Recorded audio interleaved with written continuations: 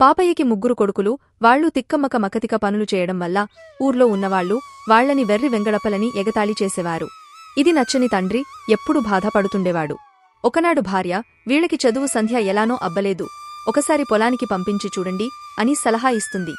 భర్త అలాగే అని కొడుకులని తీసుకెళ్లి చెట్టుకి అవతలి వైపు ఉన్న పొలంను పాపయ్య చూపించి, నేను పక్క ఊరుకెళ్లి విత్తనాలు తీసుకొస్తాను, ఈలోగా జాగ్రత్తగా పొలం దున్ని మడులు కట్టి నీరు పెట్టి ఉంచండి అని చెప్పి బయలుదేరుతాడు.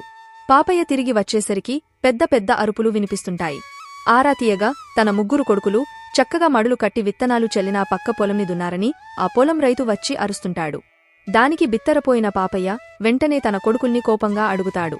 దానికి కొడుకులు, మీరు చూపించిన పొలమేగా మేము దున్నాము అని అమాయకంగా అంటారు. అది వింటూనే పాపయ్య తల పట్టుకు కూలబడిపోతాడు.